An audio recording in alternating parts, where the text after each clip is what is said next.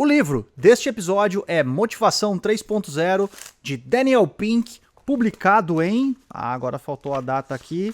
Publicado em 2009. Um livro que fez muita diferença na minha trajetória. Eu acredito que vale a pena você ter acesso ao que tem nele. E, se possível, obviamente, que você leia o livro, porque um dos grandes objetivos aqui do podcast Pérolas e Ostras é fomentar a leitura através da revisão de livros para que você tenha interesse em ler as obras que estão sendo revisadas. Obviamente, se você talvez não tem tempo de ler, que você consiga ter acesso, também é um objetivo paralelo, mas não é o principal. E se você gosta de ler, que você revise comigo essas obras que falam aí sobre comportamento e demais assuntos que vão aparecer por aqui. Então, só que tem um detalhe que eu preciso dividir contigo aqui. Esse livro aqui, eu já revisei ele, eu já gravei ele, tá? Num formato anterior, inclusive foi essa revisão deste livro que inspirou eu voltar com este projeto, porque eu comecei esse projeto lá em 2023 e parei.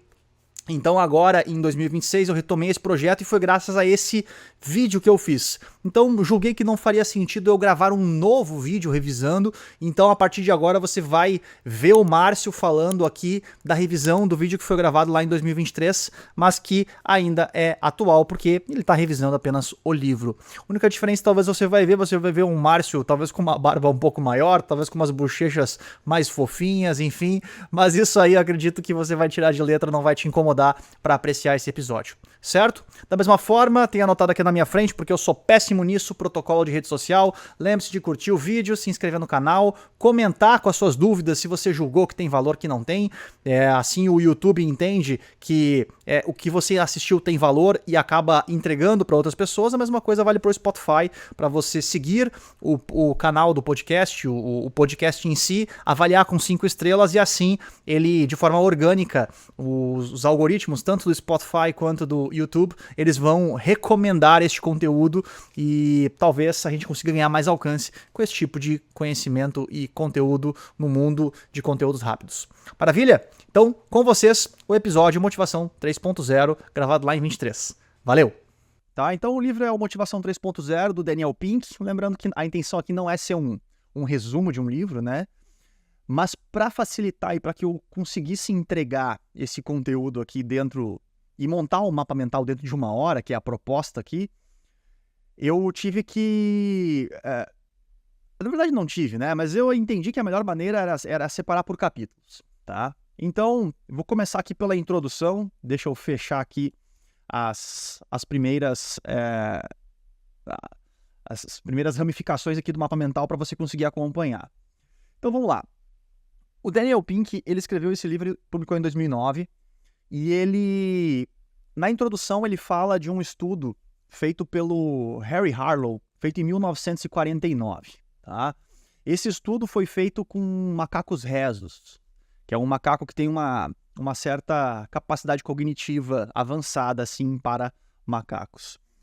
Ele tinha um quebra-cabeças, que não vou conseguir te mostrar aqui, mas no livro tem uma imagem, um quebra-cabeças com uma alavanca, enfim, razoavelmente simples, né? E os macacos, eles começavam a resolver o quebra-cabeças sem terem estímulo externo. Isso foi uma coisa que não era esperada, porque segundo, né, o que se entendia sobre a ciência da motivação naquela época, existiam 2 impulsos que nos fariam nos mover, né? E a palavra impulso aqui está relacionada a ser o fator que nos move, né? Que nos motiva para a ação. Um deles seria biológico, né? Que seria saciar fome, sede, e não era o que estava acontecendo. Eles colocaram o quebra-cabeças lá e os macacos rhesus, eles se interessaram de uma forma... Eles não estavam... saciando fome ou saciando a sede ou qualquer outra necessidade biológica, né? Eles também não tinham recompensas extrínsecas, que era o segundo modelo de impulsão que a ciência aceitava na época, que era ou punições ou recompensas do comportamento. E aí ele percebeu que estava acontecendo alguma coisa a mais ali, né? Realizar a tarefa consistia em uma recompensa intrínseca. Era como se eles tivessem prazer na tarefa, né? O prazer da tarefa era a recompensa. E aí ele escreveu, né? Algumas partes aqui eu transcrevi, e dentro da minha revisão faz sentido para mim, né? Eu vou dividir contigo. que é, olha só, o comportamento obtido dessa investigação levanta algumas questões interessantes para a teoria da motivação, que estava sendo questionada pelo Harlow lá, né? Alcançamos um aprendizado significativo e mantivemos um desempenho eficiente sem recorrermos a incentivos especiais ou intrínsecos. O que isso significa? Significa que tinha alguma coisa a mais ali que não estava mapeada, né? E teve uma questão que, quando foi colocado recompensas, teve ainda uma perda de interesse naquela tarefa. E aí ele fala de um outro experimento também, lá na introdução, do Edward Deci, que é extremamente importante para nós. Ele faz um experimento com o que ele chama de o cubo-soma. É uma série de quadradinhos que dão diversas formas, enfim, você consegue construir várias coisas com esse tal desse cubo-soma, né? E aí tinha 2 grupos, e aqui é interessante, né? O grupo 1, ele, durante 3 dias, ele tinha que... Na verdade, os 2 grupos, durante 3 dias, tinham que montar o máximo de combinações possíveis, ou seja, ficar brincando com esse teste cubo aí, que tem esse cubo-soma, que tem milhões de possíveis combinações. Tu pode desde fazer uma letra, desde fazer formas abstratas, ou imitar um sofá, enfim... Milhões de possibilidades são possíveis de serem feitas com essas peças desse cubo-soma, tá? O grupo A teve o seguinte formato: no dia 1 eles não tiveram recompensa, no dia 2 eles tiveram recompensa, no terceiro dia eles não tiveram recompensa, tá? A mesma coisa, a mesma tarefa foi feita para o grupo 2, para o grupo B, só que em nenhum dos dias eles receberam recompensa, tá? Aí, quando eles conversaram com o grupo A, que era o grupo que no dia 2 tinha recompensa, chegou no terceiro dia e eles disseram o seguinte para os participantes: olha só, galera, acabou a verba, né? Acabou a verba aqui da pesquisa, então no dia de hoje, vai ter que ser sem recompensa. E aí olha o que interessante aconteceu, que é relevante aqui para a gente pegar aqui essa essência. No dia 1, todos os participantes... De um total de 8 minutos que eles foram deixados brincando sozinhos, né, quando não tinha nenhuma implicação deles estarem brincando, porque o pesquisador, ele fazia o desafio das pessoas montarem o máximo possível de combinações, e aí ele saía da sala com a desculpa de que ele ia imputar esses dados num computador, né? Lembra aqui que a pesquisa é de 1969. Um computador, nessa época, ocupava uma sala inteira. Então, ele tinha que sair da sala para imputar os dados no computador. Mas ele não ia imputar dado porcaria nenhuma. O que ele ia fazer? Ele ia ficar espiando aquelas pessoas durante 8 minutos. Então, ele espiou essas pessoas depois da tarefa. Ou seja, ali eles estavam num natural, né? Numa situação natural. E no primeiro dia, os participantes brincaram com esse tal desse cubo-soma durante 3 minutos e meio. No segundo dia, quando os participantes tiveram recompensa, subiu para 5 minutos. Ou seja, eles ficaram mais interessados pela atividade, mesmo no período que eles estavam ociosos. Mas no terceiro dia, quando o grupo A não tinha mais recompensa, foi um detrator aqui. Deixa eu ver se eu aumentar aqui, talvez fique um pouco melhor de acompanhar, né? Foi um detrator aqui. Por quê? Porque eles perderam o incentivo. E no terceiro dia, eles brincaram menos com o cubo-soma no intervalo do que o primeiro dia. Já o grupo que não teve recompensa em nenhum dos dias, ele foi aumentando gradativamente o interesse ao longo dos dias. E aí o Deci escreve lá, em 1969, o seguinte: quando o dinheiro é usado como recompensa externa para certa atividade, os voluntários perdem interesse intrínseco na atividade, né? Que é o interesse interno. E aí lá na página 15 ele fala uma das coisas interessantes aqui, que me marcam muito aqui. Esse livro ele tem muito a ver com a mensagem que eu venho tentando passar há um bom tempo aqui, através de todas as formas de comunicação que eu utilizo nos meus trabalhos, nas minhas palestras e tudo mais. Ele fala aqui, esse é um livro sobre motivação. Ele fala que as empresas hoje em dia, ele se escreveu em 2009, tá? Muitas vezes elas tomam decisões muito mais arraigadas no folclore do que em ciência. E aí essa palavra folclore aqui, ela chega a ser pesada, né? Porque acaba sendo uma fala verdadeira. Quem está dentro do mundo corporativo e tem contato com a ciência sabe disso. E a palavra folclore, ela é uma pancada porque ela vai, né, de encontro com os contos, né? O folclore, Saci Pererê, o folclore, o Boto Cor-de-Rosa, né? Enfim, contos, lendas. E é muito ruim ter um negócio que é direcionado, que tem suas decisões baseadas por folclore, né? Sendo que a gente tem a ciência para fazer isso hoje. E ele dá essa mensagem lá em 2009. Dá uma olhada, né? Para mim, o Daniel Pink é um cara bastante à frente do tempo dele, né? Ou eu que tive contato muito tempo depois, né? Mas, enfim, ele diz uma frase aqui que me marca e eu uso ela até hoje nas minhas conversas. Há muito tempo existe um desencontro entre o que a ciência sabe e o que as empresas fazem. O objetivo desse livro é suprir essa lacuna. Então, esse livro aqui, eu escolhi ele para ser o primeiro a ser revisado nesse formato, porque ele tem muita conexão com tudo que eu faço hoje. Essa mensagem, né? Não só a motivação está ali dentro, sim, meu tema central, quem me conhece aí sabe que é a felicidade e tudo que engloba isso, né? Mas essa diferença, essa distância, esse mismatch, né, que ele fala, né, essa divergência entre o que a ciência sabe e o que o mundo dos negócios faz, isso aí segue muito forte. E aí ele vai falar aqui da ascensão e queda da motivação 2.0, né? Deixa eu recolher aqui os itens do mapa mental aqui para a gente acompanhar aqui.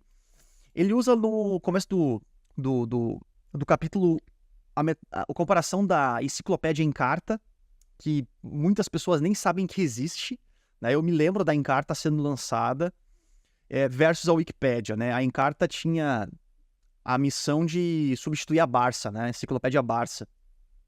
E era uma enciclopédia que estava sendo capitaneada pela Microsoft, né? Ela tinha diversos CD-ROMs, não sei se você sabe o que é CD-ROM, mas a Encarta vinha em CD-ROMs inicialmente. E 10 anos depois, quem venceu essa batalha acabou sendo uma enciclopédia de colaboração intrínseca, que não tinha os milhões, os bilhões de investimentos que a Microsoft vinha fazendo. E aí ele faz isso mostrando o poder, ele fala disso, tentando mostrar o poder da motivação intrínseca, que não é só ter recurso para conseguir fazer as entregas, é preciso gerar essa colaboração intrínseca para gerar sucesso. E o fracasso da Encarta e o sucesso da Wikipédia acaba sendo um exemplo que ele usa. Eu gosto da metáfora que ele fala que existem sistemas operacionais, o iPhone, o Windows, né, tem os seus sistemas operacionais, e que a sociedade também tem um sistema operacional. Ele fala que o sistema operacional da sociedade tem alguns aspectos, como, por exemplo, os acordos econômicos, as instruções que a gente recebe, protocolos, e muitas vezes suposições, aquilo que a gente supõe que é certo, aquilo que a gente acredita que é certo, mas nem sempre é. E aí que entra aquela fala do folclore que ele usa antes, né? E aí, uma dessas crenças, uma dessas suposições que ele comenta que precisam ser quebradas, é que existe a metáfora da cenoura ou do chicote, né? Ou você coloca a cenoura para frente para uma pessoa se mover, ou você coloca o chicote nas costas, né? Dá-lhe uma pancada para que aquela pessoa se movimente, né? A metáfora da cenoura ou do chicote, né? A metáfora pode ir adiante ainda, mas nós vamos ficar por aqui, né? Mas aqui, enfim, ele fala que uma dessas suposições é que se eu quero motivar mais uma pessoa, ou a cenoura tem que ser mais crocante, né? Ou preciso de mais recompensa, ou o chicote tem que ser mais forte. Ou a punição tem que ser mais severa. E aí ele faz o comparativo aqui dos 3 tipos de motivação. Ele começa com a motivação 1.0, que seria a sobrevivência ao mundo selvagem, né? Seria a nossa motivação para ir buscar comida, para ir buscar alimento, para sobreviver de uma forma geral. E depois ele fala da motivação 2.0, que é essa motivação do chicote ou da cenoura que eu acabei de te falar. E aí ele cita o Taylor, né, do Taylorismo, da primeira revolução industrial, como sendo o grande proliferador dessa cultura, né? E aí ele fala aqui que o Taylor defendia que eu precisava ou buscar uma recompensa ou evitar uma punição para me mover. Então, se eu quero que as pessoas se movam em determinada direção, eu preciso recompensar as pessoas que estão indo nessa direção e punir as que não estão, né? Esse é mais ou menos o desenho simplificado aqui do Taylorismo, né? E aí ele fala de uma motivação 2.1 que é interessante falar aqui no contexto histórico, que o Douglas MacGregor, que foi aluno do Maslow, inclusive, ele fala que ele começa a perceber que as pessoas, que os seres humanos, eles têm alguns instintos que vão além desses dois impulsos aqui, né? Esse aqui seria o impulso 1 e o impulso 2, que a gente falou lá em cima na introdução como é que é o nome dele? Do Harlow, né? Então, ele chama essas descobertas que estão ali incubadas, mas que não foram aceitas pelo grande mundo ainda, de um grande movimento não reconhecido como grande movimento. Eu achei interessante isso, porque mesmo escrito em 1960, acho que essa frase aqui, ela casa com muitas realidades hoje. Por isso que ela me marcou aqui na hora que eu fui fazer o mapa mental.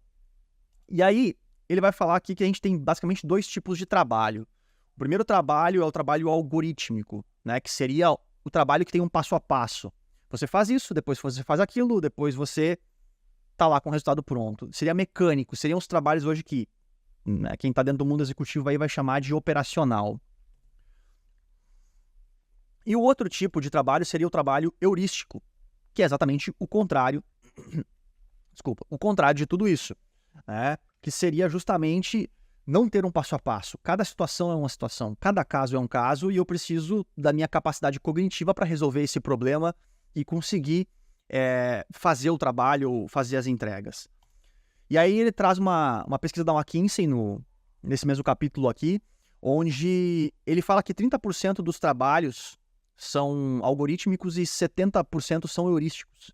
Isso lá atrás, em 2009, numa previsão. Então, basicamente hoje, a gente sabe que boa parte dos trabalhos algorítmicos, né, dentro desse construto que ele traz, de algorítmico, né, a gente sabe que boa parte deles vão ser substituídos pela inteligência artificial. E talvez alguns, né, quando a gente fala de inteligência artificial generativa, o heurístico alguma coisa também. Então, boa parte dos trabalhos que o ser humano vai ter que fazer vão ser heurísticos, né? Tudo que é operacional vai ser automatizado. E a Teresa Mabil aqui, que é uma professora, estudiosa, pesquisadora da Harvard Business School, ela fala que as cenouras e os chicotes, eles podem funcionar, mas eles vão funcionar onde? No trabalho algorítmico. Quando a gente coloca uma necessidade heurística, ou seja, uma necessidade de pensamento cognitivo, de ter que usar criatividade, por exemplo, para resolucionar um problema, esse tipo de motivação, o chicote ou cenoura, ele falha. Ele pode falhar. Então, para tarefas heurísticas, né, o impulso do Harlow, o terceiro impulso, é fundamental. E aí a Teresa Mabil traz aqui que o princípio da motivação intrínseca da criatividade, que é a motivação intrínseca favorece a criatividade e a motivação extrínseca controladora, ela é prejudicial a ela, né? Algumas coisas que a gente já sabe hoje, mas que lá atrás ele já evidencia. E aí ele diz que essa motivação, né, ela tem 3 grandes problemas. Ela não harmoniza com as formas de negócio atuais, ela também não se adapta à economia do século XXI, que já em 2009 já se falava sobre sustentabilidade, sobre uma empresa com propósito, sobre uma empresa que...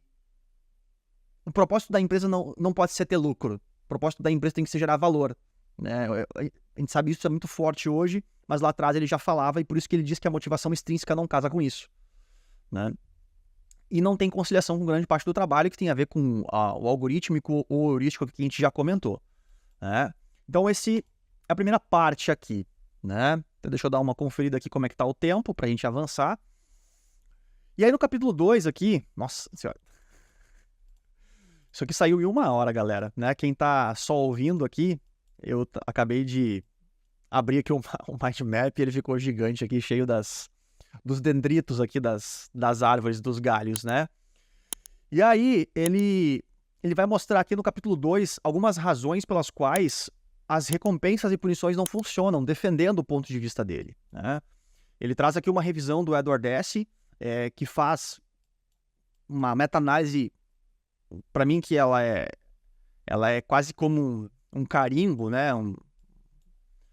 Que fala que aqui, ó, a investigação cuidadosa dos efeitos das recompensas relatadas em 128 experimentos levou à conclusão de que as recompensas tangíveis tendem a ter um efeito substancialmente negativo sobre a motivação intrínseca. Ou seja, cara, são 128 experimentos cuidadosamente analisados, provando, cara, que quando a gente coloca recompensas tangíveis, né, a gente pode ter um efeito negativo na motivação intrínseca. Ou seja, o chicote ou a cenoura não é suficiente. É preciso de uma motivação a mais, né? E aqui, quando se tem o contrário, né? Quando se opta por controlar o comportamento das pessoas no curto prazo, ocorrem danos no longo prazo. Então, uma meta-análise de 128 estudos aqui do Edward Deci, cara, ela é um carimbo mostrando que querer depender da motivação extrínseca é tá fadado ao falhaço, é ótimo, né? Ao fracasso. Aí ela fala aqui, ele fala também inclusive esse case aqui, ele fala no TED dele, que ele tem um TED sobre esse livro aqui, se você não assistiu, eu recomendo, do problema da vela, do Paul Dunker, que depois foi utilizado pelo Sam Glucksberg num experimento semelhante ao que ele utilizou lá no do Harlow e no Deci, mostrando que quando a gente tem uma tarefa que precisa pensar, quando a gente tem uma tarefa heurística, a gente colocar a punição ou a recompensa, a gente pode atrapalhar o processo de entrega. Então, a gente precisa ir além se a gente quer motivar as pessoas ao nosso redor a fazerem esse tipo de trabalho bem feito. Ele fala também que nem todas as recompensas são ruins, né? Ele fala dos benefícios aqui da recompensa intrínseca, porque ela não tem atalho. Você não consegue manipular uma recompensa intrínseca. Já a recompensa extrínseca, sim. Ele traz alguns exemplos de situações onde gestores fazem fraudes em relatórios para ter direito a bônus. As pessoas não fazem fraudes em relatórios para terem recompensas intrínsecas. Entende? Então aqui ele traz essa margem aqui de que, às vezes, a recompensa intrínseca ela pode favorecer a desonestidade. Ele traz um case também que eu acho relevante, de uma escola que estava com problemas dos pais buscando as crianças atrasadas lá no final do expediente, 6 horas, 7 horas, enfim. E aí a escola resolve colocar multa para os pais que se atrasam. O resultado foi o oposto. Os pais que buscavam no horário começaram a se atrasar, porque eles começavam a ver não um princípio moral em atrasar, de buscar o filho na escola, mas eles começaram a ver, não, eu tô pagando a mais para deixar o meu filho ali porque eu tô trancado no trânsito, porque eu tô numa reunião. Ele começou a ver como uma transação puramente única e não como um motivo moral para respeitar o horário, por exemplo, das professoras e que tem horário para ir para casa, etc, né? Ele fala também do vício em recompensa, né, da dopamina, porque toda vez que a gente tem uma recompensa, a gente tem essa liberação de dopamina, essa sensação agradável de prazer. E você provavelmente já sabe, se não sabe, tá sabendo agora que, né, a dopamina, ela ativa basicamente a mesma circuitaria neural que é envolvida nas drogas, no vício das drogas, do álcool, dos jogos. E ele diz que esse caráter viciante pode distorcer a qualidade das nossas decisões. Isso aqui é muito importante. Porque olha só, se você animar uma pessoa na perspectiva de recompensas e ela estiver na frente de uma máquina de caça-níqueis ou num cassino, será que eu tô direcionando ela para o caminho certo? Não, porque ela vai estar querendo de novo aquela recompensa, mesmo que ela se prejudique no processo. E ele dá o exemplo do cassino aqui nessa situação. Achei um bom exemplo. E aqui são os 7 erros que ele comenta que as pessoas podem cometer quando a gente tenta utilizar a recompensa extrínseca como uma ferramenta para fazer as pessoas se motivarem, né? Pode extinguir a motivação intrínseca, pode minar o desempenho, né? Diminuir a performance das pessoas, pode sufocar a criatividade, pode reduzir o bom comportamento, encorajar a desonestidade, pode também se tornar viciante e ainda fomentar o pensamento no curto prazo. Tá? Aí aqui, o Daniel Pink, eu gosto dele, né? Ele tem umas sacadas que Eu sou fã dele, né? Não adianta, você já deve estar vendo aqui, né? Ele chama o capítulo 2 e o capítulo 2.A. É uma continuação do capítulo 2 aqui, quase um capítulo entre o 2 e o 3. Que ele fala que em algumas situações as recompensas elas vão funcionar. Ele usa o problema da vela como uma amostra de que o problema da vela, quando ele é colocado numa situação que é um tipo de um quebra-cabeças, tá? O problema da vela. Quando ele é colocado numa situação mais simples, onde a resposta está mais óbvia para quem está resolvendo o problema, menos heurístico e mais algorítmico, né? A recompensa ela funciona. Então, para tarefas que você não precisa de muita criatividade, para tarefas onde você não precisa dessa muita personalização de qualidade de decisão do que a pessoa vai fazer, pode funcionar a recompensa, tá? E é isso que ele diz aqui, quando a tarefa é operacional. E aí dá alguns caminhos para ela funcionar dentro desse modelo. Primeiro, a pessoa precisa saber por que ela está fazendo, justificar a tarefa. Por que eu estou fazendo isso? Ela precisa entender os motivos para que essa recompensa funcione, né? Se ela... né, como eu escrevi rápido aqui, eu já estou vendo que eu tenho uns errinhos de português, eu já vou corrigindo aqui, ó. Se a tarefa for tediosa, reconheça. Olha só, eu sei que vai ser um pouco chato fazer isso, tá? Mas é importante, tem um motivo para fazer isso. Então, essa transparência é importante também, para as pessoas se sentirem importantes no processo. E permitir que as pessoas tenham um mínimo de autonomia. Daí ele dá um exemplo aqui, cara, você está no mercado e as pessoas, lá, os colaboradores, têm que enrolar os cartazes no final do dia, um exemplo. Cara, o que ele está falando aqui é não criar protocolo para enrolar o cartaz bonitinho, só desse jeito, do padrão ABNT de enrolar cartaz, entende? Ele está falando aqui de dar um certo tipo de autonomia para as pessoas dentro desse tipo de atividade. A gente vai falar sobre autonomia um pouco mais depois. E tentar valorizar as recompensas intangíveis, que são elogios, que são feedbacks, né? A Teresa Amabil aqui, que é aquela mesma professora de Harvard que eu citei anteriormente, ela diz que, nesse momento, fornecer informação não é tentar controlar. Nesse momento, fornecer informação é transparência. Então, fazer essa distinção aqui para não ser confundido com esse microgerenciamento, né? E aí aqui ele faz uma revisão literária, basicamente, de 3 teorias até chegar na teoria dele, né? Ele fala da teoria do Richard Ryan e do Edward Deci, que escreveram a teoria da autodeterminação. Eles escreveram mais de centenas de artigos, né? E o resultado, basicamente, desses artigos, dessas pesquisas, desses experimentos que eles fizeram, basicamente é o mesmo. Segundo eles, os seres humanos possuem um impulso interno e inato, ou seja, ninguém precisa ensinar as pessoas a serem autônomas, a serem autodeterminadas e conectadas. E quando esse impulso, né, eles são atendidos, as pessoas conseguem mais resultados e levam uma vida mais rica, segundo a teoria da autodeterminação. Aí ele fala de um outro aqui, né, de 2 médicos que encontraram semelhanças entre pessoas que têm tendência cardíaca, a doenças cardíacas ou não. Ele fala também da teoria do McGregor, que pressupõe que os seres humanos precisam do chicote da cenoura, que essa seria a teoria X, e algumas pessoas enxergam o mundo como se fosse uma teoria Y, né? Que seres humanos, o ser humano é maior do que cenouras e chicotes. E aí ele vai tecendo essas teorias aqui até chegar na dele, que ele chama de tipo I e tipo X. O tipo I é de intrínseco e o tipo X é de extrínseco, né? Porque tem um X no extrínseco. Então, ele diz que o comportamento tipo I, ele não é inato. Ele vai na contramão aqui do Richard Ryan e do Edward Deci, que ele precisa ser ensinado a isso.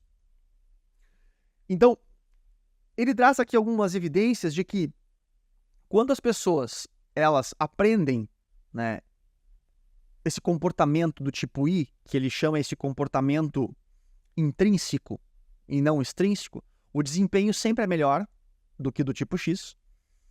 Que ele faz um alerta aqui importante, que o tipo I ele também se importa com dinheiro. Não é que esse cara não quer recompensa no sentido de não precisar de dinheiro, sim, ele precisa. Mas ela, como recompensa diante de uma atividade, ela pode sim inibir a motivação.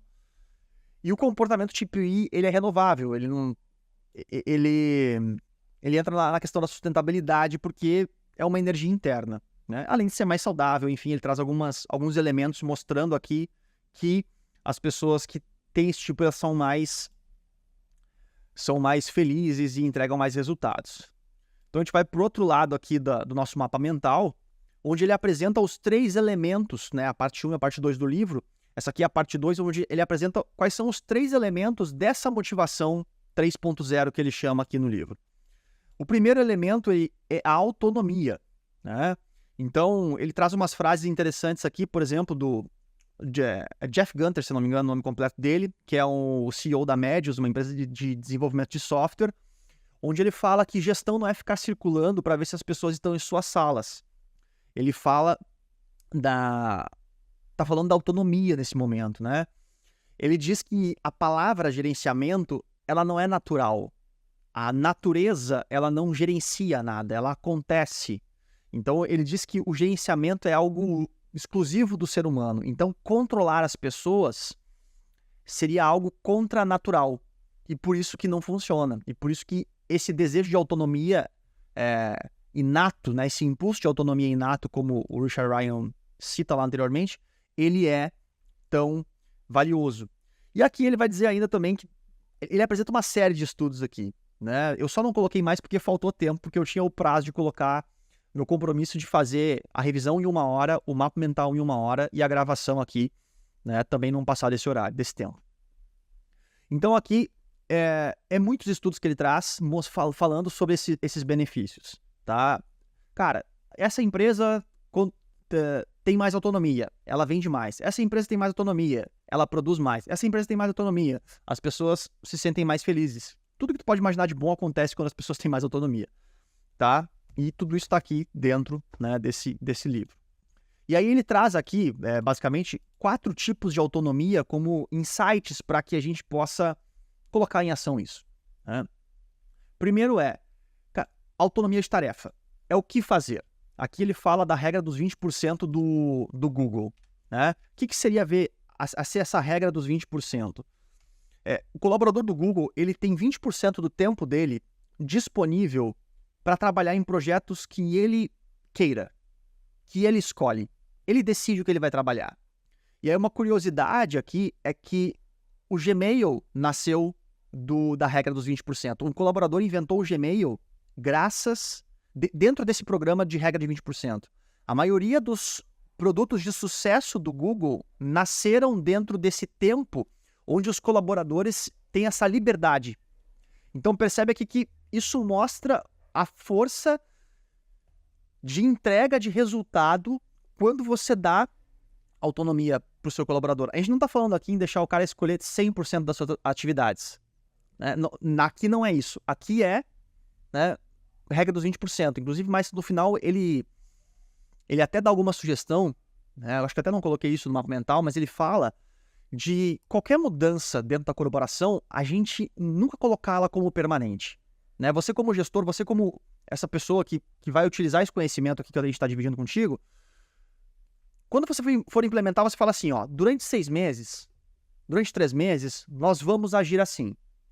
Durante 3 meses, vocês vão ter 20% do tempo. Durante 3 meses, vocês vão ter esse tipo de estratégia aqui que está sendo sugerida. E depois a gente vai avaliar se a gente continua ou não. Então, você não escreve nada em pedra. E você adequa, você entende, porque cada empresa é uma empresa, cada cultura é uma cultura. Então, isso aqui é importante. E, cara, eu não podia deixar de falar, né, que o Post-it nasceu num tempo de ócio, né? Num tempo do Art Fry, quando ele descobriu aquela cola que não funcionava muito bem, porque o Post-it basicamente tem essa origem, né? Mas enfim, não vamos desviar aqui, né? E aí tem os outros tipos aqui de autonomia, de tempo. Quando eu vou fazer no trabalho onde você é líder hoje, onde você atua, você consegue pelo menos determinar as horas que você vai fazer algumas atividades. Isso pode aumentar a motivação intrínseca, né? Que a gente já viu aqui que tem muitos benefícios.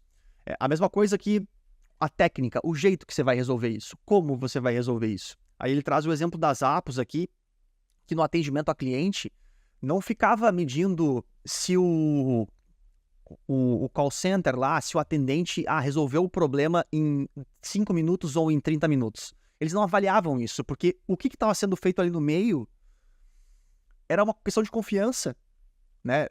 Baseada na educação de cultura corporativa, educação corporativa que foi feita ali, e de cultura, que, cara, não, cara, tu tem carta branca para resolver do jeito que tu quiser, né?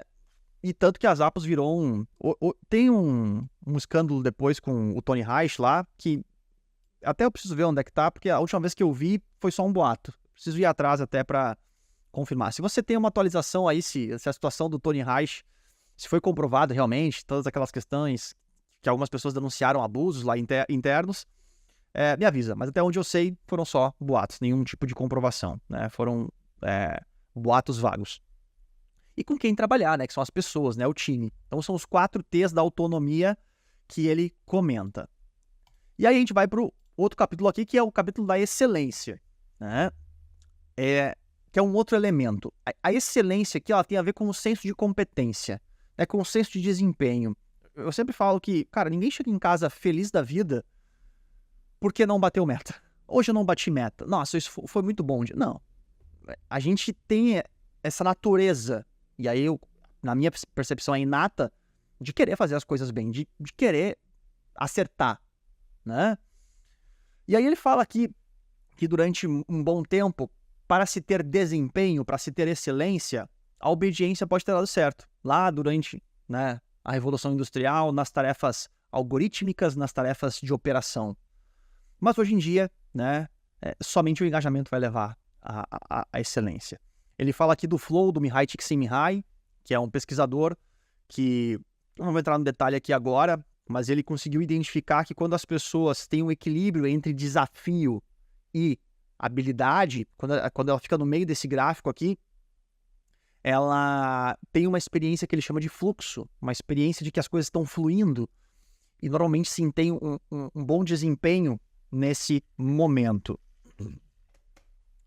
Ele diz aqui que existem 3 leis da excelência, né? A primeira lei é que é uma mentalidade, é um jeito de pensar, é um jeito de encarar a vida.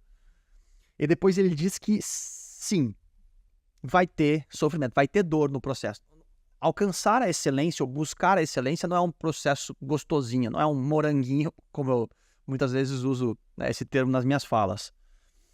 E por último ele fala que é uma assíntota, né? O que é uma assíntota? A assíntota é uma curva que nunca chega no topo, né? Então a excelência ela é inalcançável. E aí ele fala brevemente ali sobre os riscos da excelência ser uma assíntota. Porque você busca eternamente a excelência, você tem esse desejo de querer ser excelente, mas você nunca vai chegar à excelência de uma forma geral porque ela não existe. Porque ela é uma assíntota. Então saiba que você tem que buscar a performance, tem que buscar o desempenho, mas a excelência lá sempre tem espaço para ser mais excelente. E que isso não seja fonte de ansiedade. Ele dá esse alerta lá dentro, né?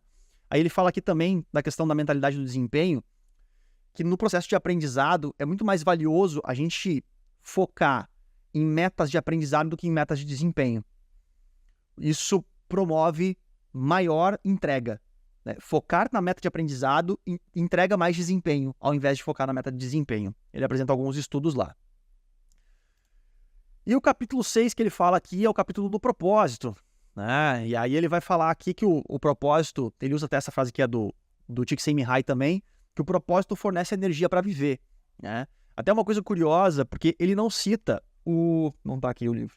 Ele não cita, para mim, que é a pessoa mais emblemática para falar de propósito, que é o Viktor Frankl, que escreveu o livro Em Busca de um Sentido. Quem sabe a gente faz um mapa mental daquele livro também. Se você tá gostando do conteúdo, né? Aliás, eu tenho que fazer esse protocolo de rede social. Eu não sei por onde você está assistindo. Se você está assistindo pelo YouTube, pelo Spotify ou qualquer lugar, por onde quer que você esteja assistindo, curte, se inscreve no canal. Se você estiver no Spotify, segue. Avalia como 5 estrelas aí para nós, por favor, obviamente, se você tá gostando, né? Para deixar a plataforma entender que esse conteúdo tem valor e poder entregar para mais pessoas, né? Fechando o protocolo de rede social, volta para cá. Eu preciso melhorar nisso. Eu tenho que botar um post-it aqui. Tem que botar um post-it aqui. Fazer protocolo social, de rede social. E aí, cara, ele traz aqui uma fala do Gary Hamel, que é interessante em relação ao propósito das organizações. Porque as pessoas estão trabalhando no mesmo lugar, mas elas estão trabalhando pelo mesmo objetivo, pelo mesmo propósito? Normalmente não. E aí, ele fala de um erro que muitos executivos, CEOs, fazem ao colocar metas para as empresas, que é usar palavras relacionadas a performance única e exclusivamente. Vantagem, desempenho, performance. Enquanto que, segundo ele, palavras como inspiração, palavras como muito mais relacionadas a interior nosso, elas são mais potentes para gerar esse senso de propósito, que é um dos elementos, né? Que é um dos elementos da motivação 3.0 que ele aponta aqui. E aí aqui então, né, finalizando o capítulo 6, ele apresenta um kit de ferramentas, né? Esse aqui é bem interessante. Eu quase que daria para fazer só um mind map das ferramentas, tá? Só que ia ficar muito grande. Então eu fiquei ali no final lendo, relendo e escolhi algumas para colocar. A primeira que eu escolhi foi essa aqui, ó. É você juntar as pessoas do seu time, da sua organização e pedir para elas escreverem num cartão, tá? Qual é o nosso propósito aqui? Qual é o propósito da nossa organização? E aí as pessoas escrevem em silêncio. E sem aquela plaquinha na parede lá, missão, valores e tudo mais, né? Sem essa plaquinha. Né? Pergunta, qual é o nosso propósito aqui? Aí depois faz uma revelação. E aí, normalmente, o que é dito não é consenso. Não se sai o mesmo propósito. O João falou de um propósito, a Maria falou de outro, o Zé falou de outro, o Márcio falou de outro. Cada pessoa falou de um propósito. Mas peraí, a gente não está trabalhando aqui todo dia por um mesmo objetivo? Então ele dá esse insight de fazer isso e depois dessa reunião tu tá alinhado. Depois dessa experiência, dessa pequena dinâmica aqui, tu tá alinhado sobre qual é o propósito da organização. Eu achei interessante e simples de fazer. Eu gosto dessas coisas às cegas que depois tem revelações. Né? Ele dá aqui os 5 passos para excelência, que aqui eu tenho até um ponto de atenção, né? E até vou botar aqui, cadê aqui? Deixa eu botar numa cor diferente aqui. Que eu até tenho um ponto de atenção para um deles aqui. Vamos lá. A primeira aqui que ele fala, né? Prática deliberada. Aqui ele traz a teoria do Andrew Erickson. Isso. Do Andrew Erickson, que é o famoso pesquisador das 10.000 horas, né? O Malcolm Gladwell, ele basicamente escreveu, se não me engano... Putz, qual do livro do Michael Gladwell agora é? O Michael Gladwell escreveu um dos livros lá, Outliers. Isso aí. Ele escreveu esse livro basicamente em cima das 10.000 horas, né? É a ideia central, que para você chegar à excelência em alguma coisa, você tem que praticar 10.000 horas de algo, né? Não é bem assim, tem uma distorção no meio do caminho, mas aqui também não é espaço para isso, né? Vamos lá, volta para cá. Uma hora talvez a gente faça um episódio sobre esse aí também, se você achar legal, né? Depois deixa nos comentários aqui o que você tá achando. Então, a prática, mas essa melhora, ela só acontece quando eu pratico deliberadamente. É o seguinte, você caminha há quanto tempo? Desde que você, sei lá, 2 anos, a idade varia, né? Mas a maioria das pessoas caminha ali entre 1 ano e 3 anos, né? 1 ano e 2, a criança já está caminhando. Tá, e você é um excelente caminhador porque você caminha há 30, 40 anos? Não é porque você faz alguma coisa há muito tempo, repetida, que você é bom naquilo, entende? Você precisa... Tem uma pessoa que... eu corro há 10 anos. Só que a pessoa está sempre correndo 5 km em 40 minutos. 5 km em 40 minutos. Ela não melhora. Tem algum problema em correr 5 km em 40 minutos? Não tem. Agora, se a tua intenção é evoluir, é melhorar, é excelência, ter performance física, etc. e tudo mais, reduzir o tempo para ter um pace mais alto, um pace menor, faria sentido. Então não é porque você faz alguma coisa há muito tempo que você faz bem. Então esse é o conceito da prática deliberada que a gente usa aqui para buscar excelência. É a busca intencional por melhorar. E não só repetir, mas também tem que repetir. Né? Aí ele fala de buscar feedbacks imparciais, de pessoas que sejam relevantes para esse tema, obviamente, né? Vamos ser inteligente aqui. Vou pular esse aqui, vou voltar. E preparar-se para se sentir cansado. Por quê? Porque a busca pela excelência é aquela assíntota, né? Tem sofrimento no meio do caminho, tem dor. Né? A excelência não é um evento natural. né? Fora pôr dos sóis, né? Fora pôr do sol, fora a beleza de uma rosa. A excelência, de uma forma geral, ela não é um produto natural. Ela tem esforço, ela tem intenção, ela tem repetição. Entende? Isso é uma das leis da excelência aqui dos 5 passos da excelência, na verdade. As leis estão lá no capítulo anterior que a gente falou. E aqui ele fala de um ponto que eu já tenho estudo que vai na contramão. Ele fala que para você alcançar a excelência, você tem que se concentrar no que você precisa de ajuda, ou seja, na sua fraqueza.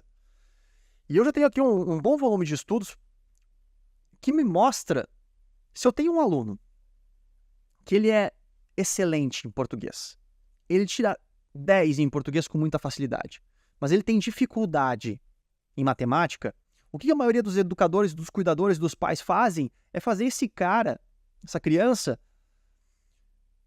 se melhorar, buscar ser melhor na matemática, aquilo que ele não gosta. Ele não precisa ser o melhor do mundo em matemática, ele tem que passar de ano, entende? Em matemática. Agora, em português, que é a área dele, aí sim, ali tem um compromisso do cara ser 10. Cara, do que tu gosta? Tu gosta disso? Não, tu não precisa ser 10 em tudo. Ninguém é 10 em tudo. Entende? Mas aqui tu tem a obrigação de ser 10. A gente não vai ter entende essa conversa de um cuidador com uma criança? Um cuidador? Cara, tu não precisa ser 10 em tudo. E acho que essa conversa, ela pode ser sim levada para o mundo corporativo. E aqui, eu tenho uma série de estudos aqui, principalmente falando sobre talentos, sobre forças, sobre virtudes, que mostram que quando a gente foca no que a gente tem de bom, a gente naturalmente eleva esses pontos fracos aqui. E aqui está dizendo para se concentrar nos pontos fracos. Então a minha atualização científica desse livro aqui cara, não, isso aqui está errado. Você não deve se concentrar nos seus pontos fracos. Você deve se concentrar nos seus pontos fortes. Você deve saber quais são os seus pontos fracos. É diferente. Saber quais são os seus pontos fracos é diferente de você se concentrar nos seus pontos fracos. Isso é extremamente relevante a gente colocar aqui, né, nessa conversa. Tá? Fechando isso, né, tem aqui ainda uma parte aqui do kit de ferramentas que eu gostei bastante, que é um grande homem é uma frase. Esqueci agora quem disse para quem, né? Tá ali no livro, acabou não dando tempo de colocar aqui no mapa mental. Mas ele fala sobre a gente tentar enxergar a vida, ou para onde está indo nossa vida, como uma frase. Por exemplo, para onde tu tá indo, Márcio? Eu tô indo para ser, ele curou o câncer. Entende? Esse presidente aqui foi qual presidente? Ele foi o cara que ajudou a superar essa crise. Percebe? Essa intenção desse um grande homem cabe numa frase, é uma frase, né? E aqui eu deixo parcialmente a minha aqui, né? Tentando, acho que ela pode se melhorar, né? Mas ele ajudou as pessoas a serem mais felizes através da ciência. Acho que através da ciência fica mais bonito. Eu vou até botar aqui, ó. Através da ciência. Aqui. Essa é a minha tentativa de ser uma grande pessoa em uma frase. Então, são algumas ferramentas que eu achei relevantes dentro do que ele apresentou. E aí, aqui, para finalizar, né, eu vou deixar minha opinião aqui de forma falada sobre o livro nesses aspectos aqui. Tá? Vamos lá. A essência do livro. Márcio, para ti, qual é a essência do livro? Para mim, a essência do livro é mostrar o descompasso do que a ciência sabe versus o que o mundo dos negócios faz e, a partir disso, mostrar caminhos científicos para que você tenha melhores resultados respeitando as pessoas, fazendo com que elas se sintam bem e que elas não se sintam objetos. Que essa é a essência do livro, pelas minhas palavras. A melhor parte, para mim, eu gosto muito desses estudos iniciais, né? Você pode ver até pelo tamanho do mind map que ficou aqui da introdução versus os outros. Eu gosto muito desse detalhamento de estudos, porque eu gosto de mostrar de onde vem, né? Eu não gosto de falar, você precisa ter um ambiente com autonomia, excelência e propósito. Eu não gosto de falar isso. Eu gosto de mostrar, foi feito um estudo assim, e com base nisso, você tem que... Perceba que isso também acontece no teu mundo corporativo. Porque daí, eu tenho algo mais tátil para que você entenda, para que as pessoas entendam de fato, a mensagem que está sendo passada. Para mim, a pior parte, cara, essa aqui, né, de falar que as coisas, de falar para focar na fraqueza, né, desatualizado na minha percepção, tá? E tenho evidências disso, né? Uma frase marcante do post-it, para mim, não tem aqui, essa aqui eu vou de cor, não preciso ler em lugar nenhum, né? Existe um descompasso, existe uma distância, existe uma divergência entre o que a ciência sabe e o que o mundo dos negócios faz. E eu até tenho um material meu, particularmente, que eu uso, onde eu falo que, cara, eu tenho essa missão, eu peguei essa missão do Pink para mim. Reduzir essa distância faz parte da minha missão, né? E por isso que eu fico tão empolgado falando desse assunto aqui, né? Você já tá vendo, né? Respondendo aqui, vale a pena ler 2 vezes? Vale. Pô, valeu. Eu lembrei de muita coisa que eu não lembrava fazendo essa revisão. Valeu muito a pena, sim. Nota de 0 a 10. Pô, não tinha pensado nessa. Eu vou dar uma nota... Pô, eu vou dar uma nota 9. O Pink é genial até aqui, né? Eu sou fã do Pink, eu gosto muito, né? Até vou parar de espelhar aqui, tá? Aqui tá o mapa mental, tá? Deixa eu trocar de tela. O Pink, ele é genial. O livro, pra ter uma noção aqui, deixa eu até dar uma olhada aqui, ó. O livro tem, vamos dizer aqui, 215 páginas, arredondando aqui, né? E aí, mas o livro, entre aspas, ele acaba, né, entre aspas, né, na página 157, que é quando tem aqui é quando tem o encerramento do conteúdo. A partir da página 160 aqui em diante, é só ferramenta. É só como aplicar o que ele disse antes. Que normalmente eu percebo que não tem muito nos livros, né? As pessoas ficam muito da teoria e pouco como, né? Muito o que e pouco como. Então aqui, cara, ele tem boas ferramentas, né? Ele tem essa questão aqui das boas ferramentas. No final aqui ele é genial. Além das ferramentas aqui, deixa eu achar aqui no livro aqui, ó. Ele fala de 15 tipos de leitura essenciais, se você quer ser o tipo 1 lá que ele fala, que ele apresenta anteriormente, né? E ele fala de alguns livros, né? Inclusive, alguns deles são difíceis de achar, tá, galera? Alguns deles não são fáceis de achar, não. Eu tô com um aqui no carrinho do sebo virtual aqui, tá 200 pila o livro, né? Porque boa parte deles não são mais publicados, né? E aí, beleza, né? Ele vai falando desses 15 livros, e aí ele fala aqui, ó, ouça os gurus, né? 6 pensadores que vale a pena você escutar. E aí ele vai falando, e aqui é muito legal, porque ó, ele fala, por exemplo, aqui vou pegar o Peter Drucker aqui, né? Quem é Peter Drucker? Qual é a ideia principal do Peter Drucker? Como essa ideia se conecta com o tipo 1 que ele está falando? E algumas informações adicionais sobre a pessoa. Aí ele fala do Jim Collins, ele fala do Gary Hamel, que ele citou anteriormente, né? Enfim, ele fala de 6 gurus que falam da mesma linha do que ele fala. Isso aqui eu gostei. E aí depois ele fala... traz 4 maneiras de utilizar esse conteúdo para entrar em forma. E aí no final, cara, isso aqui, quando eu terminei e apareceu isso aqui para mim, eu falei, cara, eu não sei porque eu tô fazendo isso, porque tá lá no final tudo pronto. Mas para mim valeu muito a pena. Espero que para ti também. Ele fala assim, ó, resuma o capítulo por capítulo. Então ele fala aqui, ó, no capítulo 1 ele diz isso, no capítulo 2 ele diz isso, no capítulo 3 dá pra fazer um vídeo só lendo isso aqui, né? E aí depois ele traz um glossário, ele escreve de um jeito, tá? Ele escreve de um jeito, empacota o conhecimento de um jeito que entra na cabeça das pessoas. O TED dele, pra mim, é um dos melhores TEDs que eu já vi na vida, não sei se é o melhor, tá? E aqui tem uma coisa, faltou uma outra parte que eu gosto muito, tá? Cadê aqui, ó? Guia de discussão, 20 formas de iniciar uma conversa para fazer você refletir e debater. Isso aqui eu achei muito legal, né? Pink conseguiu convencê-lo de que há uma lacuna entre o que a ciência sabe e o que as organizações fazem? Você concorda que precisamos atualizar nosso sistema operacional motivacional? Por quê? Ou por que não? Então, ele já dá aqui o livro, e aqui tem uma série de perguntas que dá até para seguir como uma sequência de debate aqui nos comentários. Pensei nisso agora. Não sei se vai fazer sentido. Tem uma outra parte aqui também que eu gosto, que ele fala... Onde é que tá? Se fosse colocado num Twitter, como você colocaria o conteúdo do livro? Né? Pô, não tô achando aqui agora. Mas ele fala, tipo, se fosse um Twitter, Como começar uma conversa? Como falar que você leu o livro sobre... em relação a num evento de negócios, num jantar, etc. Então o livro, cara, bom pra caramba, né? Você viu que ele não é um resumo, né? Não é um resumo do livro, cara. É uma revisão. É uma revisão. Se você já leu, me conta aí, valeu a pena assistir a revisão de novo aqui? Me conta aqui nos comentários. E eu quero te agradecer se você ter assistido até aqui. Fazer aquele protocolo de rede social, se você ainda não curtiu, que curta, se inscreva no canal, tudo mais. Você já sabe, meu nome é Márcio, esse é o podcast Estudos Dizem. E aqui nós falamos um pouco sobre o que diziam os estudos a respeito da motivação, essa nova motivação 3.0, um livro escrito em 2009 que ainda é bastante atual, porque a gente segue com muita divergência entre o que a ciência sabe e o que o mundo dos negócios faz.